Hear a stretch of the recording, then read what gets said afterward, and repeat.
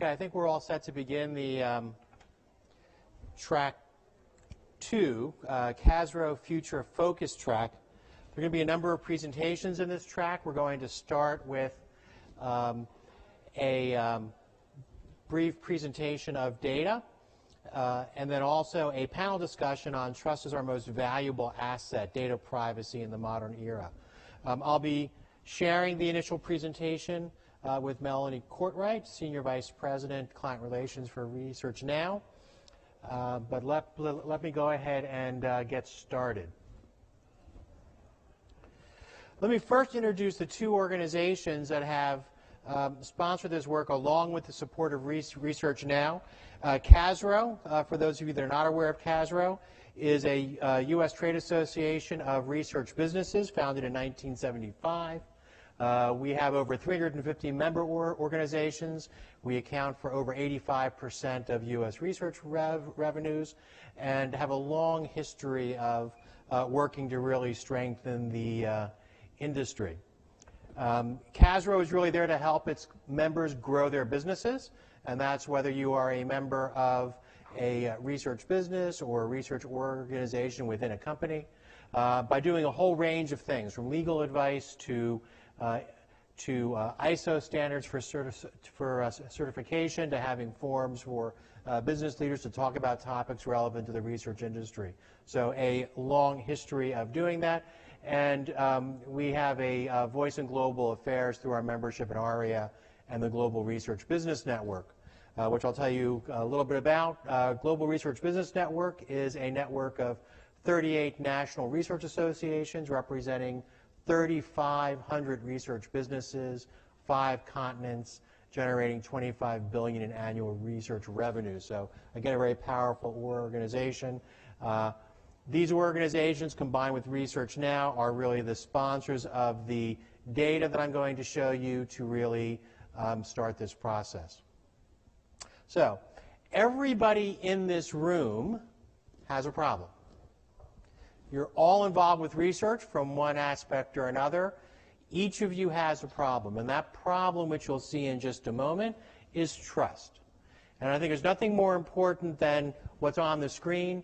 Trust takes years to build, seconds to break, and forever to repair. And for an industry that is dependent upon people to answer our questions, people willing to talk to us about what they feel, what they see, sometimes about sensitive topics, this is a major issue. Why is this an issue? Look at this number. Middle of the chart, 40% of the respondents that we talked to in this study in the U.S. say that the market research industry is trusted very little in the way their personal data is handled and the way the information that's collected is protected. That's a damaging number. You can look on the right. You can see that domestic banks are better. Still 20% in the U.S., ranging across various countries. 27% for credit card companies.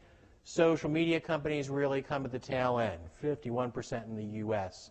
say they do not trust a social media agency to protect their data. But again, for an industry that depends on people willing to share their thoughts, their insights, their information, 40% is not a good number. That's the trust question.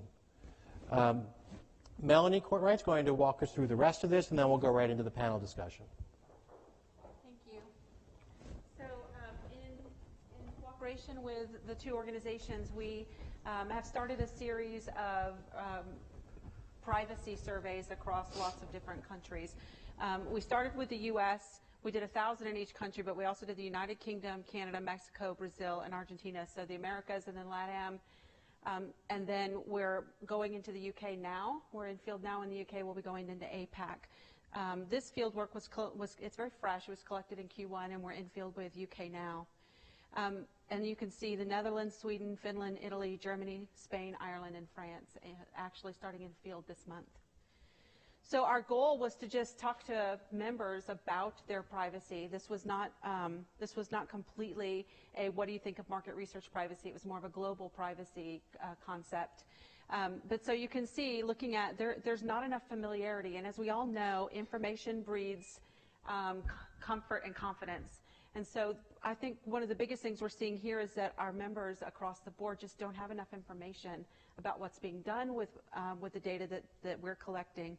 In the United States, only 17% of people said they're very familiar with how personal data is collected and used. Again, not specific to market research, specific to their data in general.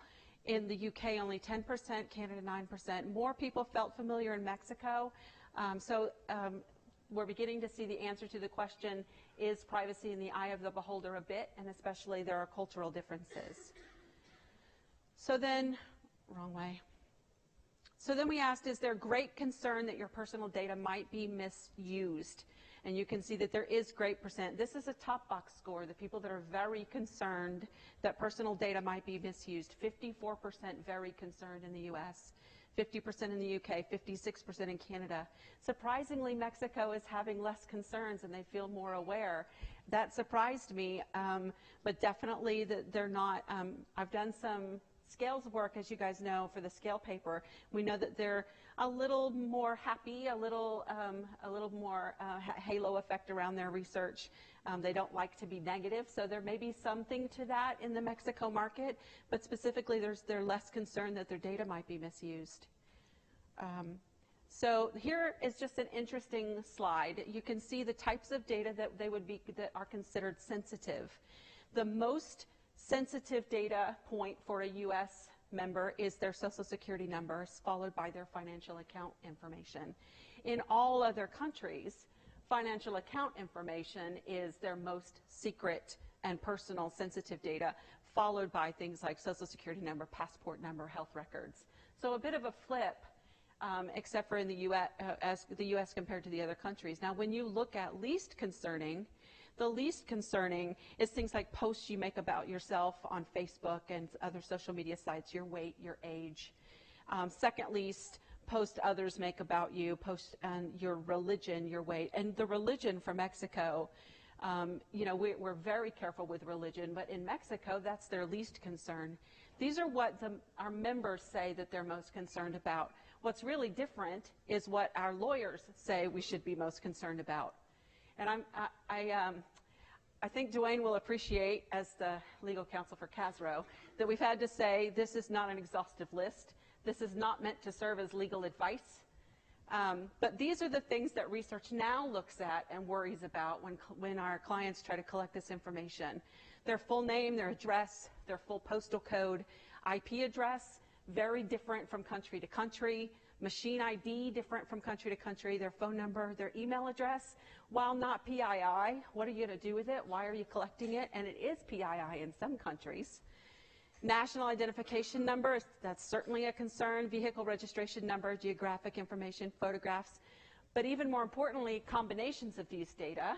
If you don't collect like what people would consider PII, address and full name, but you collect geo and you combine it with product purchases and the fact that they have a Ford and the fact that they have 3 children, you now know that you can find them in the geo because you've started stitching data together. And so we actually have to watch for collecting data across the life cycle of a client and worrying about how they're stitching it and that they might be able to get to PII. So what we know for sure is that there is absolute agreement that approval for use of sensitive personal data is a mandate. This is the one thing where there are very little differences. 97% of people in the US, 97 in the UK, 98 in Canada, 99 in Mexico, even where they're less concerned. Across the board, every person, almost everybody believes that there should be approval for the use of personal data and that is a universal mandate. So the key takeaways are there's reasonable familiarity of how personal data is collected and used. Reasonable, but not great. Very high concern that we're going to misuse it. Very low trust in many types of organizations. And what surprised me with Jeffrey is that our scores weren't great and that they were actually lower than banks who have had more breaches than we have had. So that was a surprise to me. There's poor trust in MR companies, even amongst panel members who are more familiar with what we're doing, but not as familiar as they need to be. And most types of data are considered private, and there are some groups, if we were to segment this, that even believe that their age or their weight or their gender is private. So you really have to know your audience. Transparency is the requirement. We do have a problem collectively as a group. Transparency is a requirement, informed consent is a must, and communication is the key. I'm going to pass it back to Jeffrey.